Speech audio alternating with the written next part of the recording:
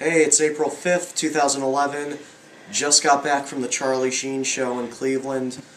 Listened to the radio on the way home. It's apparent that a lot of people just didn't get it. A lot of people who saw the show. I kind of wonder if they were actually there. I know they attended, but I wonder if they were there. The show was a lot like a more relaxed Inside the Actors Studio. Now you may say, Inside the Actors Studio is pretty damn relaxed. How is this any different? Well, it's different because, one, the host isn't James Lipton. It's more like Charlie Sheen's buddy. So instead of being a very plotted and planned out conversation, interview sort of thing, it is more like a buddy's conversation. Charlie Sheen's hanging out with his friend, Charlie Sheen's hanging out with the audience. He's very interactive with the audience, not as crazy as people think he is. That doesn't mean the show's not entertaining. I think a lot of the show is about Charlie Sheen setting the record straight. Obviously, the media loves sensationalism. Why should Charlie Sheen be any different? Now, he doesn't go out of his way to deny drug use, putting up porn stars in his house. He admits to it. But he reminds us that he is not a complete lunatic. He's still the same Charlie Sheen that was in Major League. He's still the same Charlie Sheen that was on the set of Apocalypse Now with his dad when he was like 11, 10, whatever. Doesn't really matter how old he was. He's the same Charlie Sheen he was back then. He's very real, very honest. I appreciated his candor. He's hilarious. He's witty, a little bit eccentric, very off the cuff, very honest. Inside the Actors Studio, Charlie Sheen style. I don't know what Detroit saw, but what Cleveland saw tonight was pretty epic. He also goes to explain his catchphrases. Tiger's Blood is a reference to Apocalypse Now. Torpedo of Truth, the Violent Torpedo of Truth, the name of his tour, that is a reference to Jaws, another one of his favorite movies. A line from Jaws. Quint, Robert Shaw's character, says something about a torpedo. Don't remember the exact line. Charlie Sheen explains it. Winning. Winning is about, in the face of adversity, people calling you a loser, people saying you're a failure, you hold your head up high and say, no, I'm winning. Even right now, I'm winning. It's a self-confidence thing. Is the show entertaining?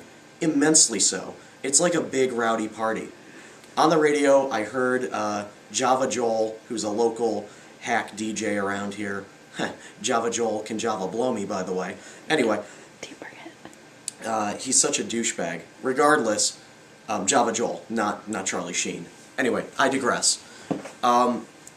It's like a big pep rally, high school pep rally. I don't know what your high school pep rallies were like. Mine were fun. Mine were great. Mine were just a wonderful time.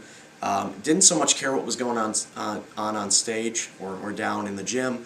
Cared more about hanging out with my friends or, sorry Mr. Hennessy, skipping the rally, as the case may be. Regardless, this was a great rally. This was a great show. Again, don't know what Detroit saw. Obviously, Detroit got out of the show what they put into it, which was nothing. Typical for Detroit. Sorry, Detroit, you're a bunch of failures. Anyway, but you know what? As Charlie Sheen points out, he didn't say this, but I'm going to say it. Detroit is best at allowing other cities to capitalize on their failures. So that's why the show is better now, apparently, than it was in Detroit. Regardless, I would highly recommend the show, if for no other reason than to just see Charlie Sheen unbound, Charlie Sheen unplugged, essentially.